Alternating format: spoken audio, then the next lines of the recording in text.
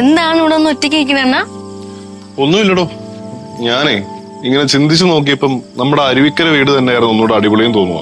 അത് അല്ല, അവിടെ നല്ല വ്യൂ, മലകൾ, നല്ല മഴ, മഞ്ഞ് ഒക്കെ ആസ്വദിച്ച് നിൽക്കുമ്പോ തന്നെ വേറൊരു മൂടല്ലേ, വൈബ്. അതിനണ്ണ ഇതുവരെ അവിടെ പോയി ഇങ്ങനെ നോക്കി നിൽക്കണെന്ന് ഞാൻ കണ്ടിട്ടില്ലല്ലോ. സുരഭി, നമുക്ക് എന്തെങ്കിലും നഷ്ടപ്പെടുമ്പോഴല്ലേ നമ്മൾ അതിനെ മിസ് ചെയ്യത്തുള്ളൂ. ഫോർ എക്സാമ്പിൾ, കടലുള്ളപ്പോ നമ്മൾ കരയെ മിസ് ചെയ്യും, കരയിലുള്ളപ്പോ നമ്മൾ കടലിനെ മിസ് ചെയ്യും. ഏത് വലിയ വലിയ വാക്കുകളാണല്ലോ അണ്ണം പറയുന്നത്. വലിയ വലിയ ചിന്തകൾ, വലിയ വലിയ വാക്കുകൾ. ഏതോ ഒരു തമിഴ് പാട്ടിനെ മലയാളത്തിലോട്ട് തർജ്ജമ ചെയ്തിരിക്കാണ് അല്ലേ? കുറച്ച് കള്ളൻ. നീ ഫ്ലോ കളയല്ലേ? ഫ്ലോ കളയല്ലേ? പിന്നെ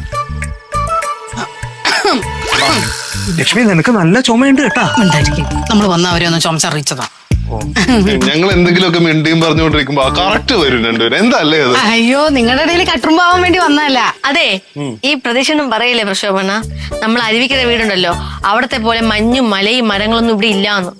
ഓഹോ, എങ്കിലൊരു കാര്യം ചെയ്യാം. നാളെ മുതൽ ഇവിടെ കുറച്ച് മല സെറ്റ് ചെയ്യാം. ലോറിയുടെ കുറച്ച് മഞ്ഞും കൊണ്ടുവന്നിടാ. അത് മതിയാവും നിനക്ക്. ഇവിടെ നിൽക്കുമ്പോ അവൻ അവിടെ പോണം, അവിടെ നിൽക്കുമ്പോ ഇങ്ങോട്ട് വരണം. ഇതെന്തോന്നടേ? എടാ മോനെ, ഇതിനെ അക്കരപ്പച്ച എന്ന് പറയും. പിന്നെ ഞാൻ പറയാൻ വന്ന കാര്യം വേറൊന്നുമല്ല. ഇപ്രാവശ്യത്തെ ക്രിസ്മസ് നമുക്ക് അടിച്ചു പൊളിക്കണം. അത് പിന്നെ പറയേണ്ട കാര്യമുണ്ടോ ഏട്ടാ? നമ്മൾ അടിച്ച് പൊളിച്ചിരിക്കും. അത് മാത്രമല്ല, അമ്മയുടെ തിരിച്ചു വരവും ക്രിസ്മസ് ആഘോഷവും നമുക്ക് അടിച്ചു പൊളിക്കാം. ഞാനത് ക്ലബിന്റെ മെമ്പേഴ്സിനെ വിളിച്ച് അറിയിച്ചായിരുന്നു. അപ്പൊ അവരും അമ്മയുടെ തിരിച്ചു വരവ് ആഘോഷമൊക്കെ ആയിരിക്കും. അതും ചെറിയ പരിപാടിയൊന്നും അല്ല, വളരെ വലിയ പരിപാടി വെച്ചാണ് ചെയ്യാൻ നിൽക്കുന്നത്. അപ്പം അത് നമുക്ക് അങ്ങ് ആഘോഷിക്കാം. സൂപ്പർ. പക്ഷേ ഇത് അമ്മയുടെ അടുത്ത് പറഞ്ഞോ? ഇപ്പൊ പറയണ്ട, സർപ്രൈസ് ആയിട്ട് വെച്ചിരുന്നാ മതി. ക്ലബിലെ മെമ്പേഴ്സ് വന്ന് പറയുമ്പോ അമ്മ ഇത് അറിഞ്ഞാൽ മതി. പ്രശോഭന ഇങ്ങനെ ഒരു കാര്യം ചെയ്യണമെന്ന് അമ്മ അറിയുമ്പോ ഭയങ്കര സന്തോഷമായിരിക്കും. നമ്മുടെ അമ്മയ്ക്ക് വേണ്ടി ഞാൻ ഇത്രയെങ്കിലും ചെയ്യണ്ടേ? പിന്നെ ചേട്ടാ, ഒന്നും നോക്കാനില്ല, നമ്മൾ ഈ ക്രിസ്മസ് അടിച്ചു പൊളിക്കും. അതെ. എന്നാ പിന്നെ നിങ്ങള് കണ്ടിന്യൂ. ഓ, അതിനുള്ള മൂടൊന്നും ഇല്ല. ചേട്ടൻ പറഞ്ഞ പോലെ മലയും മഞ്ഞും ഒക്കെ കൊണ്ട് വെച്ചിട്ട് ഞങ്ങള് നിന്റെയല്ലേ റൊമാൻസ്, അത് തന്നെ ധാരാളമാണ്.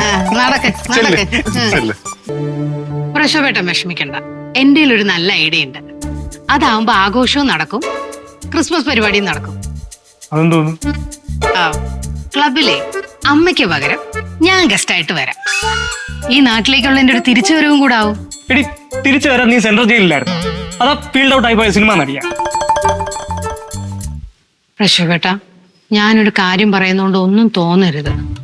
നിങ്ങളുടെ വാക്കിന് ഇവിടെ നില എല്ലായിടത്തും പുല്ല് വില എന്ന് പറയുന്നതിന് കാരണം എന്താണെന്നറിയോ? ഇത് തന്നെ. അനിയൻകുട്ടാ, ബാ ഇരിക്കെ. അയ്യോ, അമ്മയ്ക്ക് രണ്ടുപേരും കൂടെ ചേർന്നൊരു ഗിഫ്റ്റ് കൊടുക്കാൻ പോയതല്ലേ, ഥോ കിടക്കുന്നു. അതിന്റെ പേരിൽ മുഖം വീർപ്പിച്ച ഒരാൾ ഇവിടെ ഇരിക്കുക. ഞാൻ ഇതിനെ പറ്റി സംസാരിക്കാൻ വേണ്ടിട്ടാ ഇങ്ങോട്ട് വന്നത് തന്നെ. എന്താ ഇതില് പങ്കുചേരുന്നുണ്ടോ ഈ മോന്ത വീർപ്പില്? അതല്ല ചേട്ടാ, ക്ലബിന്റെ കാര്യം എന്താണെങ്കിലും നടക്കത്തില്ല. പക്ഷെ എന്നും പറഞ്ഞിട്ട് നമ്മൾ ഈ ഐഡിയയും പദ്ധതികളൊക്കെ ഉപേക്ഷിക്കേണ്ട കാര്യമുണ്ടോ? എടാ, അത് തന്നെയാടാ ഞാനും പറഞ്ഞോണ്ടിരിക്കുന്നേ. ചേട്ടാ, ഇച്ചിരി പൈസ ചെലവുള്ള പരിപാടിയാണ്. പക്ഷെ പൈസ ചെലവാക്കി കഴിഞ്ഞാണ്ടല്ലോ ചേട്ടൻ ഈ വിഷമമൊക്കെ മൊത്തത്തിൽ മാറും.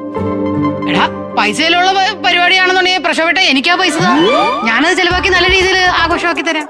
എന്റെ പൊന്നു ലക്ഷ്മി, നീ കുറച്ചു നേരം ആ 4 മിനിറ്റ് റെസ്റ്റ് കൊടു കേട്ടാ. നീ പറയടാ, എന്താ കാര്യം? എന്താണേലും ക്രിസ്മസ് ആഘോഷിച്ചിട്ടല്ലേ പറ്റത്തുള്ളൂ. അതിപ്പോ ക്ലബ് അല്ലെങ്കിൽ വേറെ സ്ഥലത്ത്, എന്നാലേ അമ്മയും ഹാപ്പി ആവത്തുള്ളൂ. ശരി, അതിന്റെ എക്സ്പെൻസ് ഫുള്ള് ഞാൻ നോക്കിക്കോളാം. നീ എവിടെയെന്ന് പറ. അത് സർപ്രൈസ് ചേട്ടാ. എന്താണേലും നിങ്ങളൊരു സർപ്രൈസ് കൊണ്ട് പരിപാടി അവതരിപ്പിക്കാൻ നോക്കിയപ്പോ പാളിയല്ലോ. ഇനി ഞാനൊന്ന് ശ്രമിക്കട്ടെ, കാണിച്ചു തരാം. ഫ്ലവേഴ്സ് ഒരുക്കുന്ന കാഴ്ച വസന്തം യൂട്യൂബിൽ പ്രേക്ഷകർക്ക് ലൈവായി കാണാം. ഫ്ലവേഴ്സ് കോമഡിയിൽ ജോയിൻ ചെയ്യൂ, ആസ്വദിക്കൂ.